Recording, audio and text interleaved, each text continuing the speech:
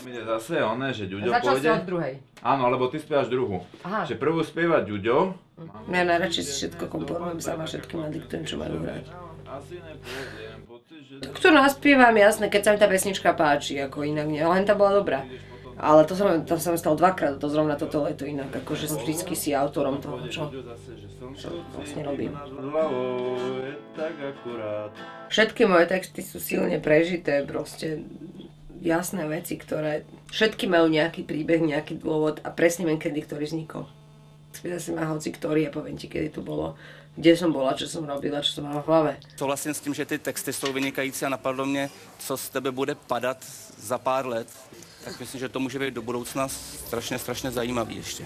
A nezdajú sa ti niektoré tie texty predsa len, tam sú tie témy toho, že vlak prichádza a dážď padá a cigareta dohára. Nie je to také už trošku... Opisné? Občas až často počuté. A ja budem teraz chvíľu textokritik. Jasné. Mne sa strašne páči, že sa podarilo do slovenskej hudby prepašovať slovo vysmrkať, lebo to som nikde... To neuveríte. Na to som celkom pyšná tam.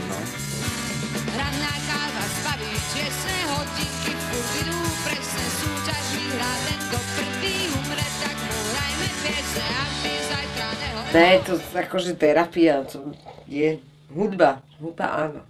Hrať si na klavíri, to áno.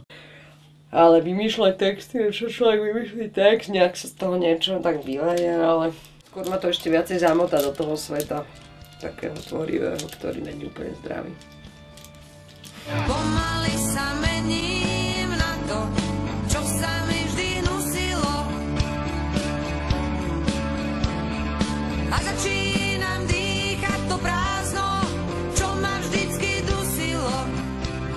Sa mením denne v takých chvíľach, kedy človek sa zrazu niečo robí, za niečím ide a zase ocitne v situácii, že sa pozoril sa, že ty kokos, čo tu robím, že ak som zase dostala, že tu nejaký proste hamran tuto vo mne.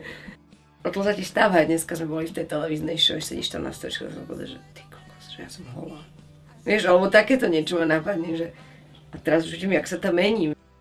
A to je skôr taká akože predtucha, to není ani, že by sa to niečo stalo, však ja som v živote žiadne drogy nebrala a tam si rozpichávam žily a fetujem tam, ale skôr taká tá čierna vidina, kam to všetko môže zájsť. Keď to nechám, tak sa to môže ísť kľudne. Hej, že je to jedna z možností.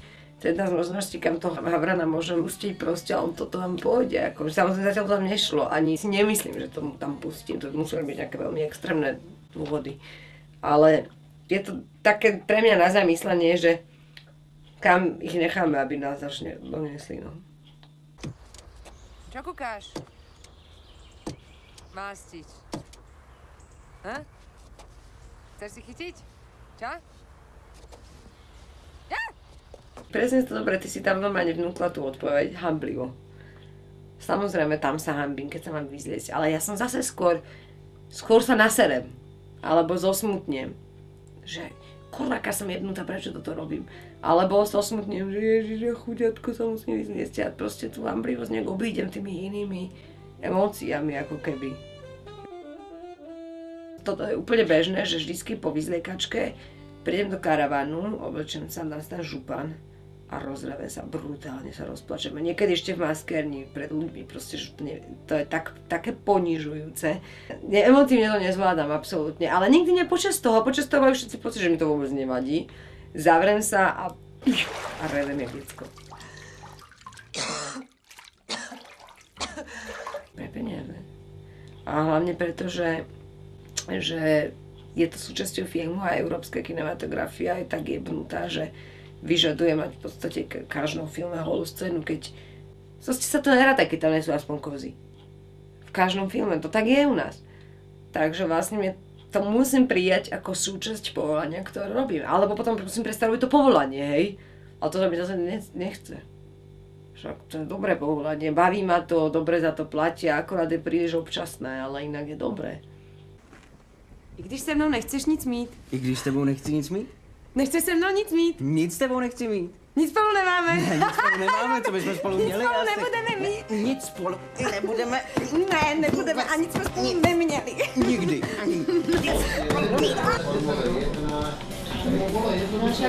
My to určite posereme, mama. že na ňo spadol život. Na večierku pre snobou počúvam nudné klebety.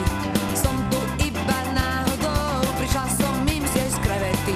Ja ho nepoznám, mňa do ňoho vtiahlo to, že vlastne ty robíš muziku, ani povedia, že si súčasťou showbiznisu, ale dajte mi pokoj do showbiznisu, neurážajte ma. Akože ja som muzikant, muzikant, vieš, ja aj nechodím na tie večierky, mňa neuvidíš tam rozoberanie handry s niekým, vieš, akože ja to už použijem sama, že v showbize, pretože už mi tú kokotinu dať do hlavy, ale proste slovenský showbiznis podľa mňa je taký istý ako každý iný showbiznis, je to blbosť celá, jak je. Na obecnom úrade v Spišskom Hrhove sa dnes objavila neobyčajná dvojica. Dorota Nôtová a jej priateľ vraj chcú pomáhať obci a učiť miestne deti. V Spišskom Hrhove sa dnes predstavili dvaja noví pracovníci obecného úradu. Slovenská herečka Dorota Nôtová a jej anglický priateľ Johnny Rovec. Dotýkal som ma v minulosti, keď som sa tak brala vážnejšie. Keď napísali niečo také, tak ma to tak ako pobúrilo. Niekedy som aj napísala SMS-ky veľmi negatívne konkrétnym novinárom.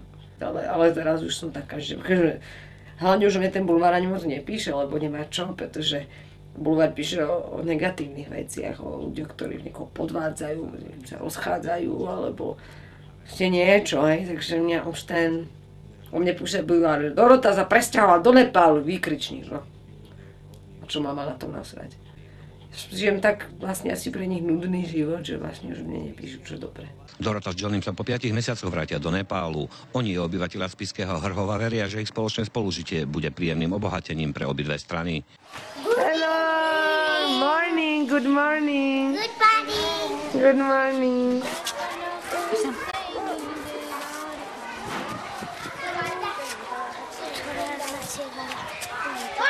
Prečo cestujem, to je ťažká otázka, na ktorú ja sama nepoznám odpoveď. Môžem si v podstate príde povedať, že ja už ani necestujem. Už ma baví byť na jednom mieste dlhšie, ako furt proste to cestovanie. Ako rada. Samozrejme, aj tu proste nejdeš do tej Belave, už idem do Tatier, alebo hentam, ale to je taká tá túžba po poznaní. Ale nemyslím si, že som typický cestovateľ. Ja som hľadala, kým som nenašla, hej? A keď som už našla, už nemusím hľadať. My name is Durga. My name is Frida. My name is Devi. My name is Susan. My name is Neviem, proste sa to tak, všetko sa spojilo, puzle zapadlo proste. Maličkosti, ktoré ťažko opíšem bez toho, aby som opísala celý život. Proste mozaika nejaká to sa tak vyskladá, zrazu ti to dojde, že teraz je aj ten čas, aj to miesto, všetky okolnosti doma, aj tu, aj proste všetko ti to tak zapadne a tak staneš na že si tam nemáš byť. Skúsenosti z práce so sirotami chce využiť hlavne pri motivovaní rómskych detí. Dorotku pozdravujeme, aby prišla na kafe, aby prišla do Rožkovce. Okolnosti vzniku a priebehu etnoparalely tejto známej speváckej súťaže vám priblíži generálna riaditeľka Gypsy Superstar pani Dorota Nôtová.